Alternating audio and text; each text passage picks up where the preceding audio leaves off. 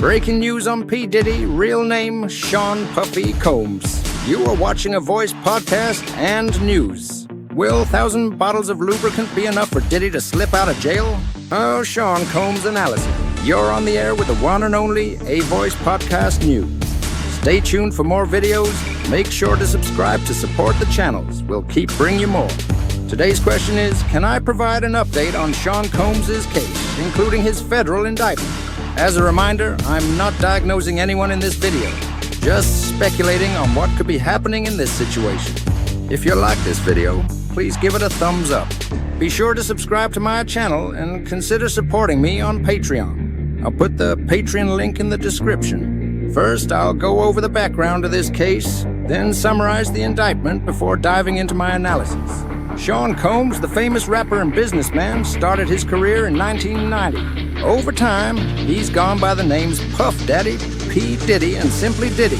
He owns several businesses, including a marketing agency, record labels, a recording studio, a TV network, a media company, an alcohol brand, and an apparel line, making him a billionaire.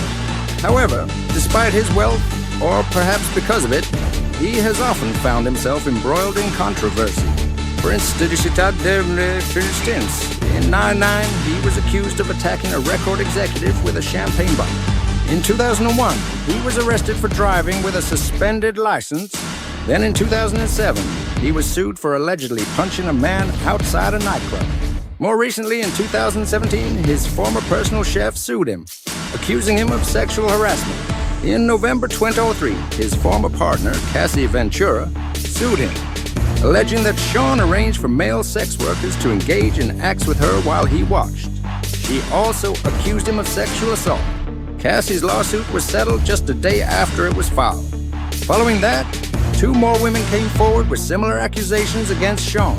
He faced another lawsuit in December 2023 and then again in February 2024. Feeling the weight of these lawsuits, Sean issued a statement saying that people were trying to destroy his legacy and damage his character.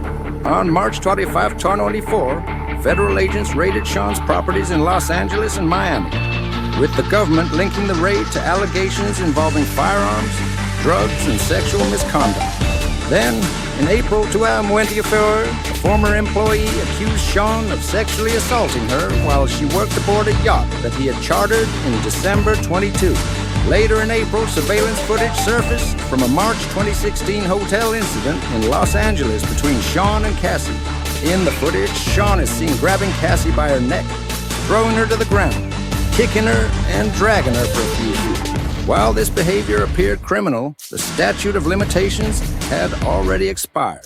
Sean issued a public apology, saying his actions were inexcusable and that he was committed to becoming a better man by seeking therapy. Then, in May 2024, Sean was sued again, this time by a woman accusing him of sexual misconduct on 4 separate occasions between the mid-90s and early 2000s. In June 2024, Howard University revoked his honorary doctorate. By July, another woman sued him for coercing her into sex work, and a few months later, on September 16, 2024, Sean was arrested and charged with racketeering, sex trafficking, and transporting individuals for prostitution. He was denied bail. Now let's summarize the indictment.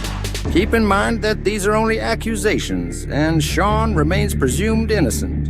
The government claims that over several years, Sean developed a pattern of mistreating women, involving physical, sexual, emotional, and verbal abuse. Using his power as the owner of various companies, Sean allegedly coerced women into participating in elaborate sex performances with male sex workers, what he called freak-offs. These events took place in hotel rooms and were facilitated by his employees, including assistants, security, and household staff. His staff helped arrange these events, concealing the criminal enterprise. Women involved in these freak-offs participated due to threats, drugs, career control, financial offers, or even violence. Sean reportedly directed these performances, often recording them. Some of these freak-offs involved transporting sex workers across state lines and internationally. The events could last for days and involved several sex workers. Sean's team prepped hotel rooms in advance, filling them with linens, lighting, baby oil, and lubricants. When his homes were raided, authorities found over 1,000 bottles of baby oil and lubricants. These preparations suggested that Sean was ready for any celebration that might come his way. During these events, drugs were allegedly given to keep the women compliant. Sean himself reportedly engaged in violent behavior, hitting, kicking, and throwing objects. The victims often sustained injuries that took days or even weeks to heal, and Sean would make sure they stayed hidden until they recovered. In addition to threats, Sean also kept recordings of these events as a form of blackmail, ensuring his victims' silence. After the freak-offs, Sean would reportedly recover by using IV fluids, and his staff would clean up after him. The charges Sean faces are severe. If convicted, he could spend the rest of his life in prison. Moving on to my analysis, here's what stands out to me in this case. Firstly, while Sean has had several brushes with the law, racketeering is on a whole other level. This charge involves organized crime and a pattern of illegal activity. In federal cases, only about 2.4% of defendants go to trial and get acquitted. Most defendants who avoid conviction do so by having their charges dismissed. But that seems unlikely here. Given Sean's wealth and the fact that he's known for concealing crimes, the government likely expects him to try and intimidate witnesses, destroy evidence, or pay people off. It appears that Sean won't deny these freak-offs took place, but his defense will probably claim that no crime occurred since the acts were consensual. Most federal cases result in guilty pleas, and Sean might eventually take that route to avoid spending the rest of his life in prison. Thank you for watching our Voice Podcast News.